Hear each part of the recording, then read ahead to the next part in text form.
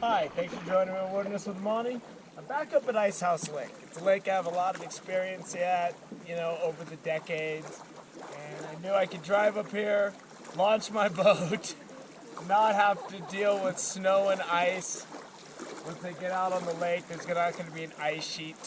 Usually, sometimes there's one in the back, but the water looks nice and clear. The weather's nice, so I'm hoping we can catch some fish. I haven't had a great deal of luck trolling with my fly rod since the fall when I tried it, and in the winter I haven't gotten much, but it's a little warmer today, so maybe something will change. I'm not sure. I'm gonna try. I gotta keep trying it to see whether or not it's viable. So I got my spinning rods, I got bait, I got night crawlers. My favorite fishing spot from the shore is way in the back of the lake. So I'm gonna troll all the way back there and then probably chill, fish for a while, sleep. Had a long shift at work yesterday, and then it's a 2.5 hour drive to get here. It's probably almost 10 o'clock already. It doesn't matter. It's a beautiful day. There's only one family out kayaking, and besides that, I look to be the only person up here. So let's go see if we can catch a fish. So my key is gonna be, I gotta focus on really setting the hook, because I got a ton of line out with my broken back floating Rapala. And then I'm gonna have a lot of line out with my fly rod, so I'm really gonna need to focus on setting the hook. I hadn't been doing that, and it's been costing me fish. I got the woolly bugger going, 10-foot leader, and then I got a floating Rapala, and I'm gonna be yanking both of them and steering with my knee like I should.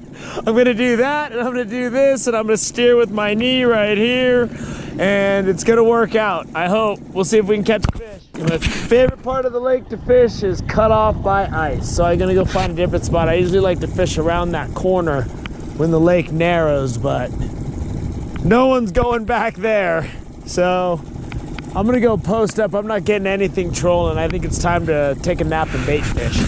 So I pulled up at Sean Shore. I'm near that little waterfall that's coming in, and it's really deep out here. So I just soft tossed my power bait out, about a 4.5-foot leader.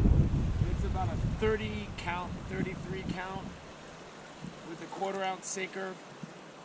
And then I threw my night crawler closer to shore. It's at about a 20 count. And it looks like you can pretty much go 10, 15, 20, 30, whatever depth you want to fish from this spot. So I'm gonna get some sleep, power myself back up, and then we're going to do some more fishing. But right now I'd like to pick something up for dinner.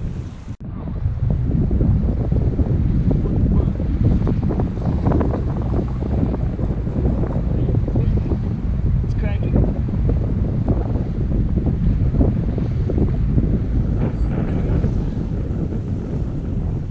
That feels good. I'm fishing mini crawlers on little hooks. Good eating size. I'll let them go if I can, but if not, I'm gonna eat them.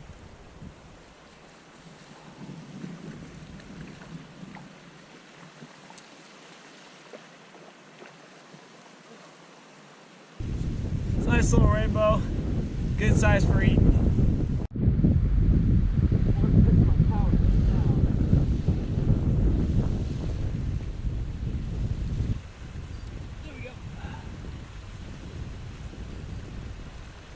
There we go. It's a hot spot. Got these fish a couple minutes apart. Nice holdovers, man.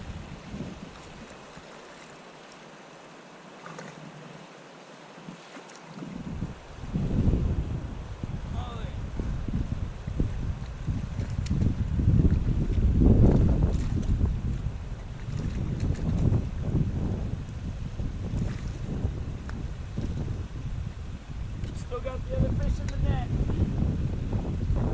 Double it up. That's a nice healthy fish. Perfect size for eating.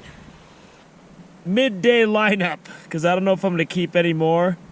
So we have this guy is right at 17, and this guy is right around 15 and a half. One on a night crawler, the other on power bait. And these are the only 2 bites I got, and they were 3 minutes apart. And that's what I'm looking for, big fat holdovers like that. Holdovers are when fish that were stocked last in the lake a year or so, and then when it gets cold they come up and you get a shot at them from shore. And that's some beautiful pink meat fillets right there.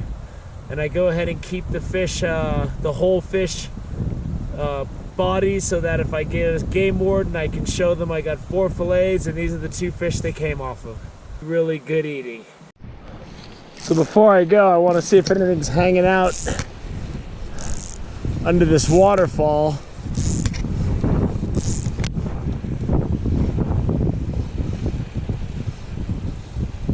It's the kind of place where fish might be hanging out, I don't know.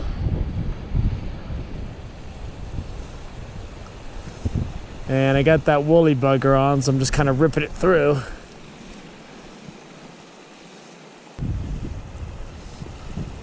And there doesn't seem to be anything. But I'm not done fishing yet. I'm gonna go back out in my boat, maybe do some drift fishing. It's pretty windy. And then maybe try a little lead core. I don't know. I got 2 fish for dinner, so that's pretty good. So before I go and try to do some deeper trolling with lead core, I'm gonna go out into this prevailing wind and see if I can pick up anything drift fishing. And this is something that you can do from kayaks. It's something that's pretty productive.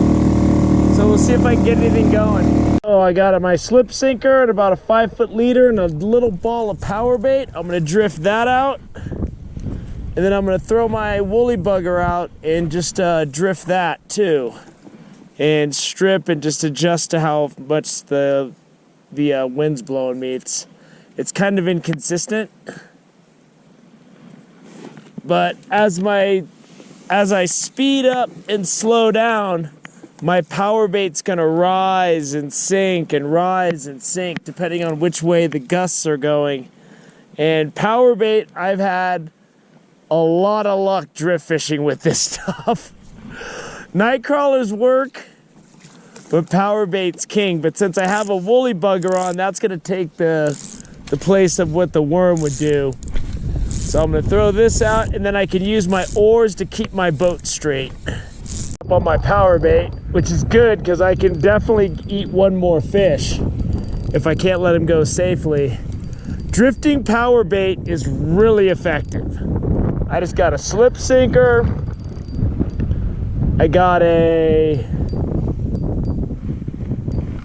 about a 5-foot leader and that tiny treble hook, and then I just have a little ball of power bait on there. There he is. If I can let him go, I'm gonna let him go. He's not huge. That's a nice fish. There he is in the water. And I think I got him right on the corner of his mouth. When you catch fish drift fishing like this, a lot of times you'll barely hook them because they just smack it, and that's just it. And I probably hit him at about 20 feet. Ooh, that's a nice fish though. He's fighting. Ah, that hook is right here. I barely had him. So I can let this guy go pretty easily. Here he is. It's a nice 16-inch rainbow trout. Beautiful stripe down his side. Get him back in the water. Let's do 1 more drift. I can definitely get 1 more fish to fillet. That would be good to eat. And I'm gonna get it out there. The wind's going pretty good. I'm gonna let that sink a little bit. And then I'm just trolling it, basically. Power bait trolling, slow trolling power bait in wind is really effective. I've caught tons of fish doing it.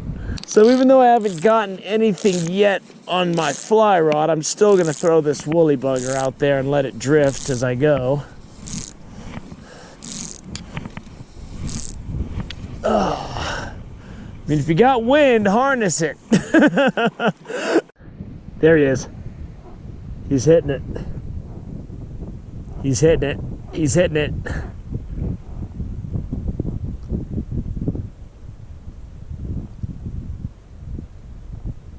He's hitting it. Ooh, he let go. There he is. There he, oh, I missed him. I missed him. Darn it.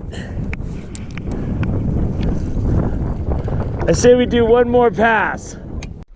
All right. Whoa, got one on my fly rod. You nailed that. That was good stuff. Let's see what we got here. Oh. All right. I'm gonna need a net. He's cooperating by coming over on this side because I got that power bait out there. So there it is. That's a nice trout. All these fish are like 15 to 17 inches, man. Big trout. And I was able to pop that fly right out. Let me get my hand wet. I'm gonna hold him up for a second and I'm gonna let him go. Oh man, my hand is freezing cold in this wind. But let's get this back out there and see. Got a little bit more left on this drift. Might as well finish the drift out before I start trolling. Frozen, let's get out the water. I'm freezing to death. It's dropping and it's windy, man. So here's beautiful Ice House Lake and the water level looks good. I didn't get anything in the lead core. I was going fast because it was cold and I just wanted to get out of there. The drift fishing was good, and I have a clip on drift fishing on my trout fishing's playlist. If you have a kayak or you rent a boat, if you rent a boat, try to get an oar so you can keep your boat straight while you're drifting. It had really good wind today. So I was able to use a 1/4 ounce sinker and a 5-foot leader with a power bait. And you can shape the power bait so it spins and stuff, and you can do different stuff. And sometimes I drift fish with night crawlers. But if I didn't have that much wind today, I'd probably just use a small split shot. Like if you see trout rising and you throw a little Paula power bait or a night crawler with a small split shot, you only want it to be about 3 to 5 feet under the water, towing behind the boat. So you just got to, you want to carry a little range of weight, split shots to slip sinkers, and then that way whatever you run into out there will work. So it was a great day on the lake. I got 2 of those nice fish on the bank. Got a 20-minute nap in there. It wasn't enough, but it should get me home. I got to get my boat deflated into the car, and I got to get ready to go. But that was fun, man. The trout were all nice. They're all 15 to 17-inch holdovers. Those 2 I got drift fishing were around 16 inches. And that was just it was a really fun time out on the lake today. And Ice House Lake is alive and well. It's going to get really good next month, and you don't need a boat here. You can just I park up there. What I do is I walk through the campground, which I've shown in a couple of my other Ice House Lake videos on the Lakes and Reservoirs playlist. And you just pick a spot in the rocks and just put in your rod holders and just chill. My nose is running. It's cold. I got a 2.5-hour drive to get home, so I got to pack this stuff up. So I hope you enjoyed everything today at Ice House Lake. Thank you for joining me on Wilderness with Amani. Until next time.